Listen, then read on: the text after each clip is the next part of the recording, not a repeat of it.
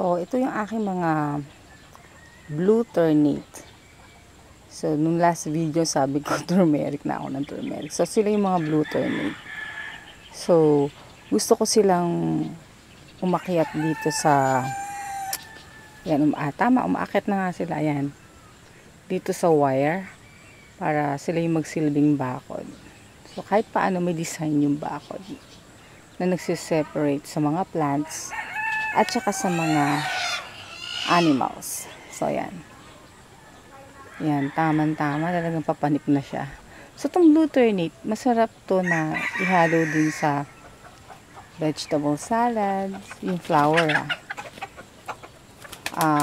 good din siya sa, malaki daw yung may tutulong nito sa paglulose ng weight. Meron ka lang daw na 15 na flowers sa isang, a day. Nakakapag-lose ka daw ng weight.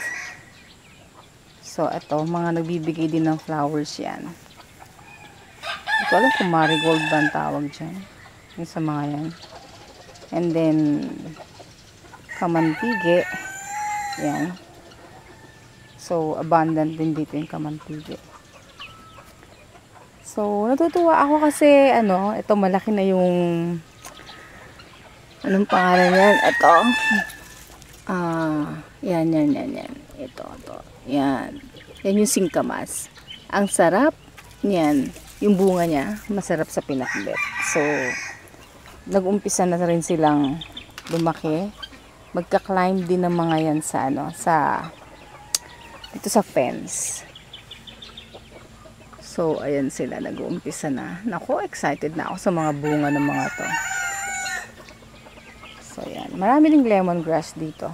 Ipapatanim ako, every now and then. So, kamantigi din yan.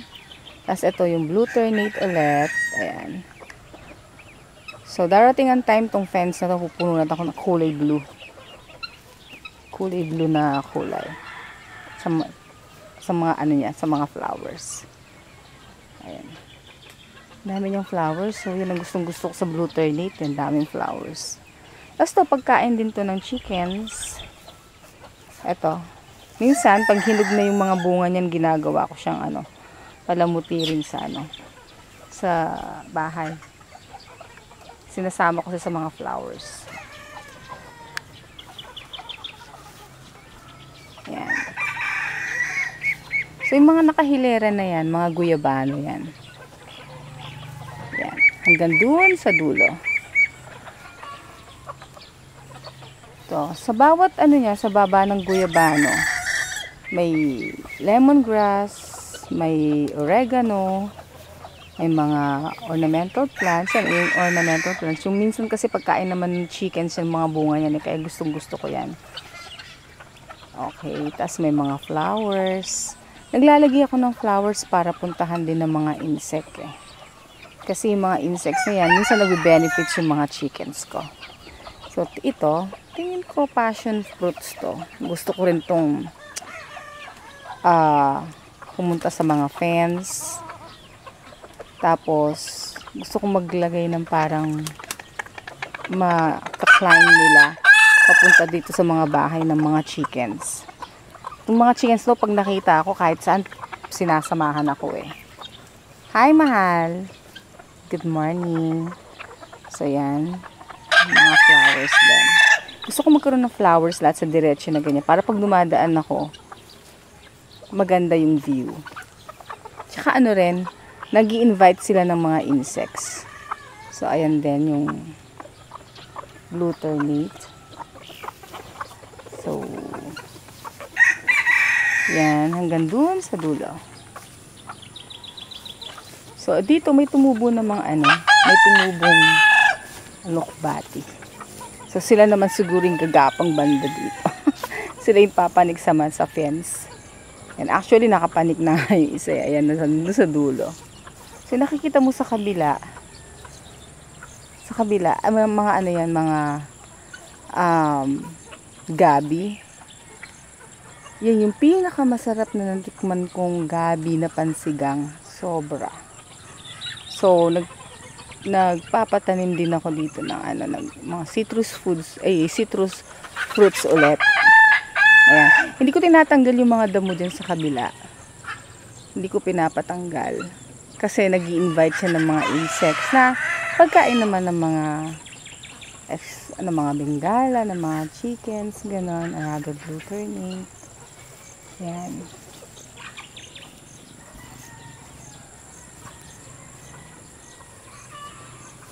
So ito, ang taas-taas na ng gapang niya. Yan, pinapapanik ko lahat yun sa mga sa mga fence. So dito, ang ginagawa namin, yung dapat yung mga halaman or kahit na yung mga bulaklak, nagbe-benefits talaga yung mga animals, nagbe-benefits kami. So, eto naman yung pond. Ang ganda ng flower. That is Cambodia. Ayan. Pinapagapang ko rin siya dito para pagpunta ako sa pond, maraming flowers. So, yung mga dito, ang nagbe-benefit dito sa pond na to, mostly mga Muscovy ducks and Peking ducks. Tapos pag gusto ring maligo ng mga gansa, pupunta rin sila dito.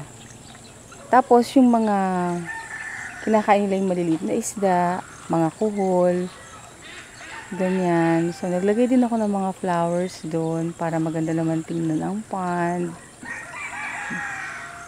Ewan ko ba, kambal ng mga babae ang mga flowers. Ayun. So may mga bananas dyan. Yes, mga bananas.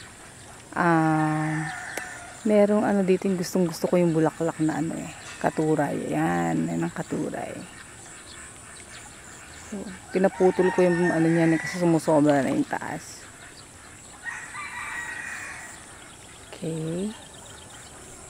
So, banda ron, meron akong mga papayas. Kaya lang, ewan ko, di ba nalunod sa tubig. So, marami pa akong tatamnan dito. Ito yung bahay ng mami ko. Hindi pa natatapos. Hopefully, bago sila umuwi, matatapos. So, nandun yung mga ducks. Ayun, tumitingin na naman ng eggs yung husband ko. Kasi yung mga bengala, kung saan-saan nangingitlog. Minsan sa nest ng mga ducks, sila nangingitlog. O minsan sa ilalim na lang ng puno.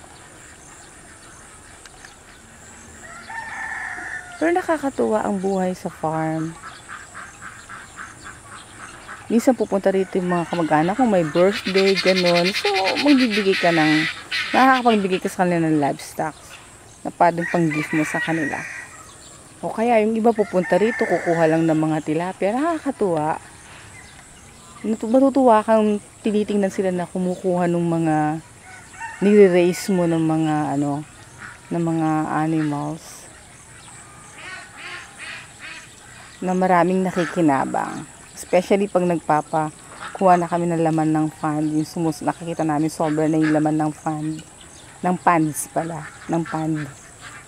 So, yung mga kamag-anak o yung mga kasama sa bahay, sila yung ginagawa ang kumukuha para mabawasan yung laman ng pond.